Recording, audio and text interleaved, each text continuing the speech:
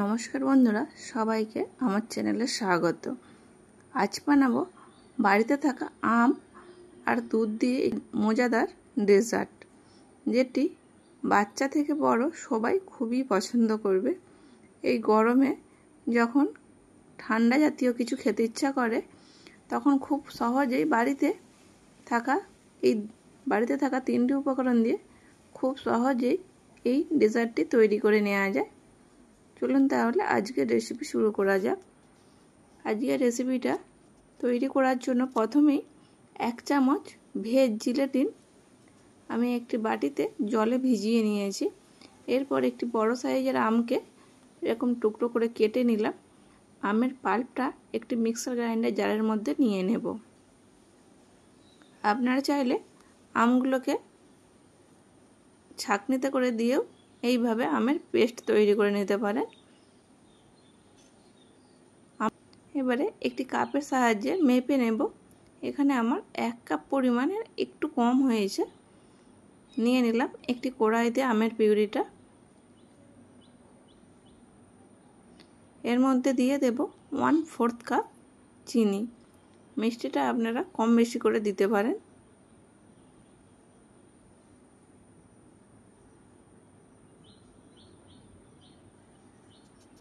দিয়ে দিলাম চিনি। এবারে কড়াটিকে গ্যাসের চুলায় বসিয়ে দেব। গ্যাস জেলে গ্যাসের চুলায় বসিয়ে দিয়েছি কড়াটিকে। অনবরত নেড়ে চেড়ে আমের পিউরিটাকে ফুটিয়ে নেব। এর মধ্যে এবারে দিয়ে দেব আগে থেকে যে জিলেটিনটা ভিজিয়ে রেখেছিলাম 1 চামচ পরিমাণ দিয়ে দেব।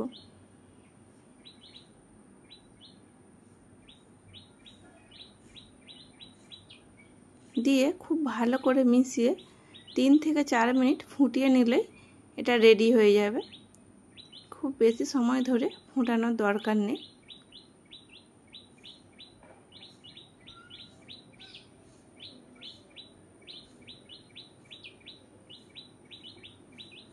এটা রেডি হয়ে গেছে।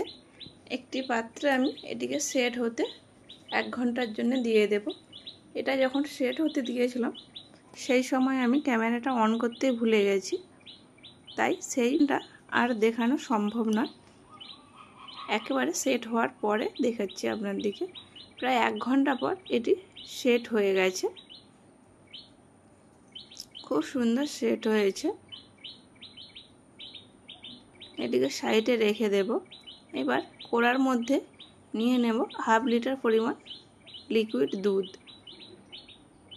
আপনারা চাইলে আরও বেশি পরিমাণে দুধটা দিতে পারেন।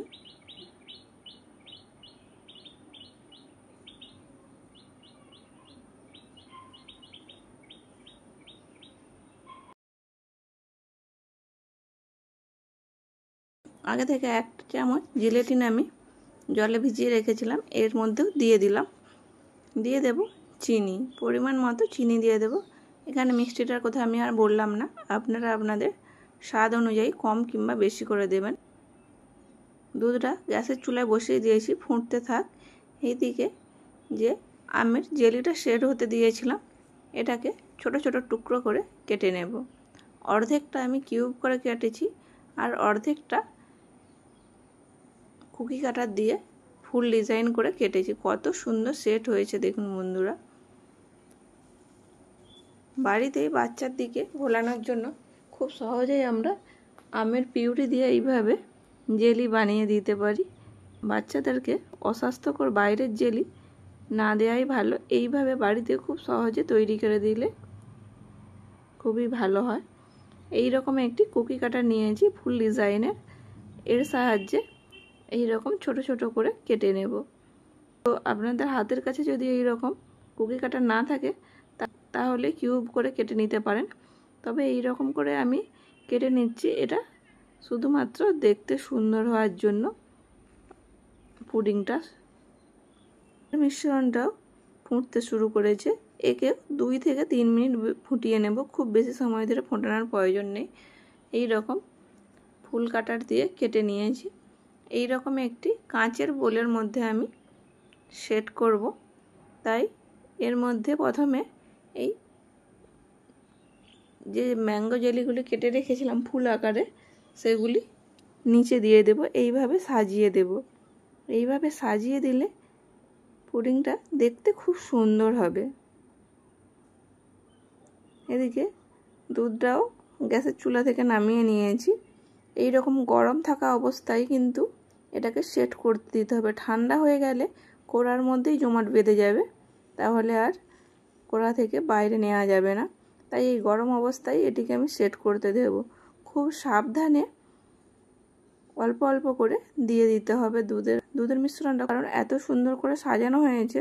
যদি একবারে বেশি করে ঢেলে দেওয়া হয় তাহলে কিন্তু এই ডিজাইনটা নষ্ট হয়ে যাবে। তাই ধীরে ধীরে একটি কাপের সাহায্যে এইভাবে দিয়ে দেব। সম্পূর্ণটাই এর মধ্যে নিয়ে নেব।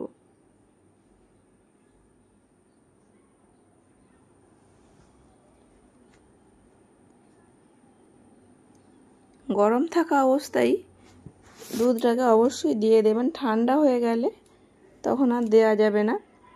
আমার শেষের দিকে দিতে যাওয়ার সময় জমাট বেঁধে যাচ্ছিল, কারণ গরমকাল, ফ্যানের হাওয়ায় এটি জমাট বেঁধে যাচ্ছিল। তাই খুব তাড়াতাড়ি এটিকে সেট করতে দিয়ে দিতে হবে, একদমই অপেক্ষা করা যাবে না। এইভাবে সম্পূর্ণটাই খুব সাবধানে দিয়ে দেব।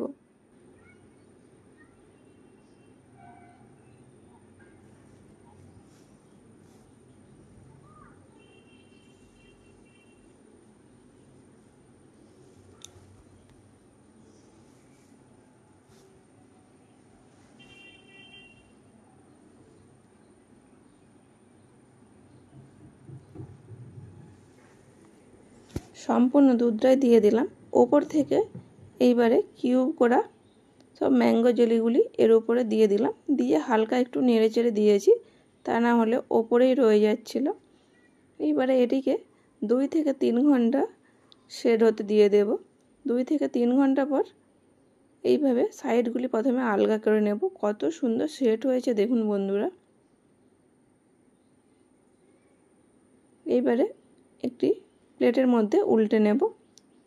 দেখতে কতটা সুন্দর হয়েছে, কতটা লোভনীয় হয়েছে। এটি ডিমোল্ড হয়ে যাবে।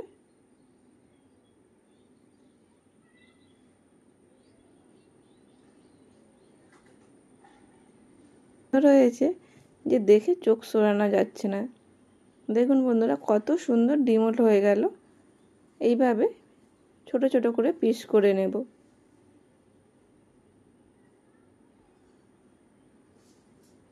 রেসিপিটা ভালো লাগলে লাইক, শেয়ার, কমেন্ট করবেন, সাবস্ক্রাইব করে আমাকে সাপোর্ট করবেন।